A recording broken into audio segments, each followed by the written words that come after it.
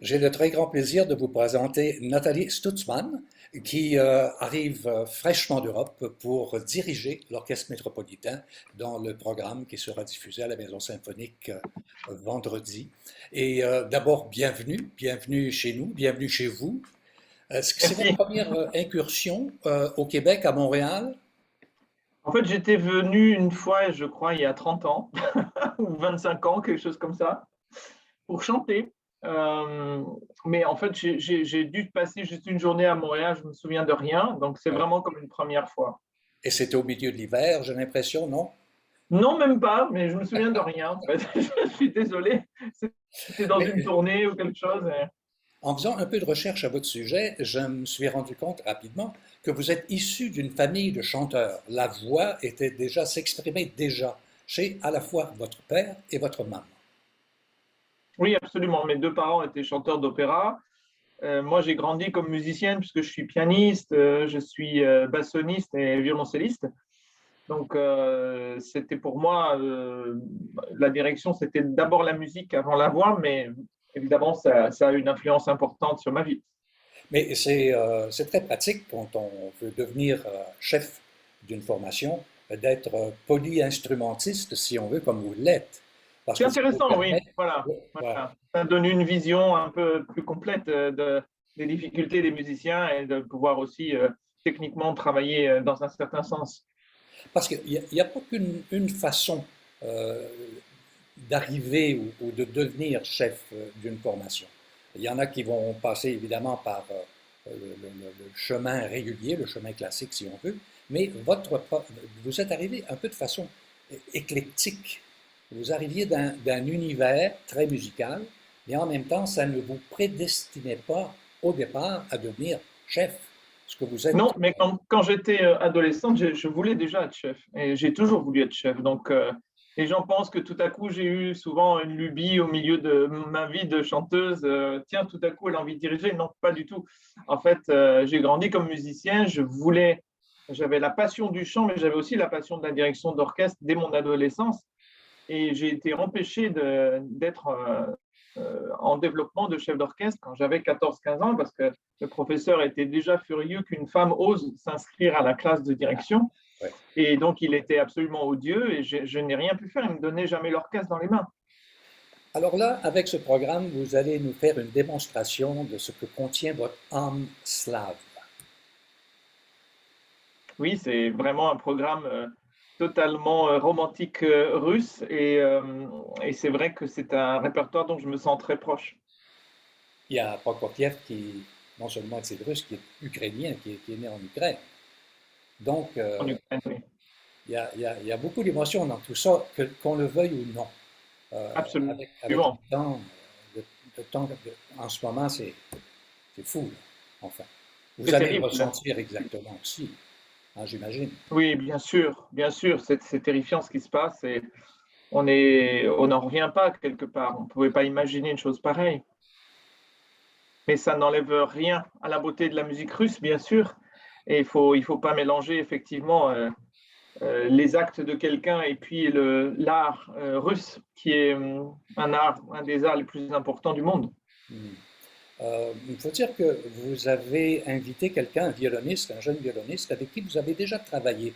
Donc, parlez-nous un peu de ce soliste qui a pour nom. Daniel Lozakovitch, Merci. voilà, Et ce qui est un jeune soliste que j'aime particulièrement. Et voilà, c'est un garçon que j'ai rencontré avant la pandémie. Il n'avait que 18 ans quand on a fait nos premiers concerts ensemble. Et j'ai trouvé que son talent musical était quelque chose de très particulier. Et puis, ça a été un peu un coup de foudre mutuel. Et il a aussi souhaité qu'on travaille beaucoup ensemble. Donc, on s'arrange pour avoir des projets pour travailler. Je suis très heureuse de le présenter ici à Montréal pour la première fois. j'ai vu que vous avez travaillé à Philadelphie. Vous êtes chef invité à Philadelphie, Je suis premier chef. principal chef. Non, je Oui, suis principal guest, oui. voilà. Euh, et est-ce que c'est là que vous avez rencontré Yannick?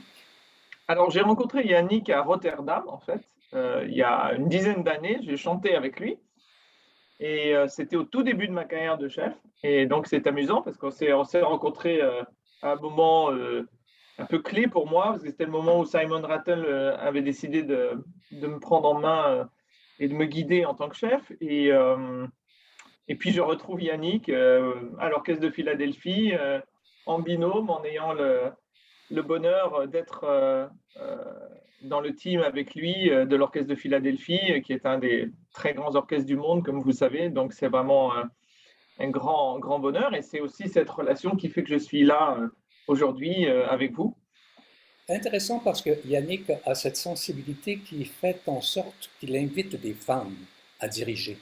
Et depuis avant la pandémie, tout à coup, on a vu apparaître de nouveaux personnages, de nouvelles personnalités, de nouveaux talents qui amènent beaucoup, évidemment, parce que la couleur de l'orchestre, avec le talent qu'on lui connaît, permet d'aller dans toutes les nuances, si on veut. Donc, j'imagine que pour un chef qui arrive avec un nouvel orchestre, comme c'est le cas pour vous, vous avez découvert un orchestre qui était quand même complet et très intéressant, non? Bien sûr, c'est un orchestre très réactif musicalement, donc c'est ce à quoi je m'attendais d'ailleurs avec Yannick, sachant que c'est son bébé, c'est son saut d'orchestre à lui.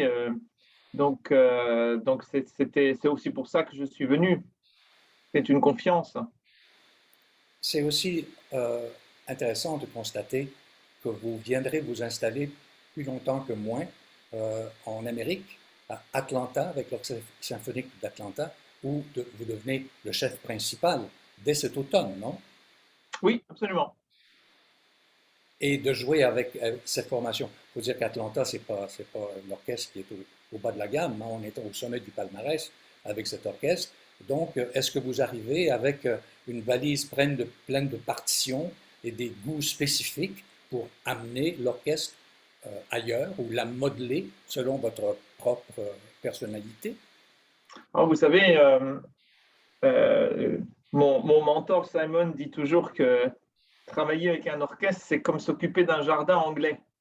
C'est-à-dire qu'on y va, on fait un petit tour tous les jours et puis on coupe un petit bout là, coupe un petit là, on change un petit là, on bouge une fleur là. Donc c'est un travail de longue haleine, bien sûr. Mais évidemment, Atlanta est un endroit formidable. L'orchestre a voulu me choisir, donc c'est que j'étais probablement la bonne personne au bon moment. Il faut aussi que ce soit un échange, que ce soit un moment où tous les planètes s'alignent en fait quelque part pour que ça fonctionne. Et c'est vrai qu'ils ont eu un processus de recherche très long. Ils ont eu 82 candidats. Ils m'ont choisi, donc la relation est particulièrement passionnée et généreuse. Et j'ai de grands espoirs de pouvoir amener cet orchestre au plus haut niveau. Ils sont déjà très très bien. Ils sont dans les 10 premiers plus importants orchestres aux États-Unis. Je suis maintenant la seule femme effectivement à être music director d'un orchestre majeur et d'un énorme centre, parce que c'est tout un centre artistique, le Woodruff Center à Atlanta. C'est un centre complet artistique. Et puis on a aussi le meilleur chœur des États-Unis qui avait été formé par Robert Shaw, et j'ai 180 chanteurs sous la main. Donc, ça permet aussi de faire beaucoup de projets avec les chœurs que j'aime beaucoup. Évidemment, des grands oratorios, des opéras, voilà, beaucoup de répertoires possibles et beaucoup d'opportunités. Et puis une équipe formidable. Alors, la table est mise pour qu'éventuellement vous augmentiez la discographie de l'Orchestre d'Atlanta. Parce Bien qu'avec tous sûr, les projets dont vous me parlez, ça s'en va directement sur disque. ça va dans nos projets futurs, effectivement. Génial. Alors, un conseil d'administration heureux, une chef toute neuve qui arrivera à Atlanta et on vous souhaite une sublime carrière là-bas et on va sûrement se recroiser avec Yannick, avec différentes formations. Maintenant que vous êtes davantage installé en Amérique qu'en Europe, bien que vous ne laissez pas tomber complètement l'Europe. Non, non, mais je passerai beaucoup de temps, bien sûr, aux États-Unis à cause de mes deux positions à Philadelphie et à Atlanta. Donc, disons que je passe une moitié de l'année aux États-Unis, puis l'autre moitié en Europe. Voilà. Avec de brefs séjours en Irlande où, semble-t-il, vous avez connu beaucoup de succès. Oui, mais c'est fini. C'est fini l'Irlande et la Norvège, c'est encore pour quelques mois et après, ça sera fini aussi. Bon, ensuite on mange des hamburgers. Non, jamais.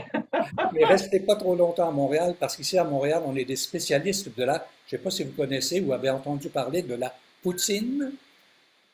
Évidemment, la première fois que je suis arrivé l'autre soir, j'essayais de commander une pizza et là on me propose une pizza poutine et je dis est-ce que c'est un mauvais jeu de mots ou est-ce que c'est vrai?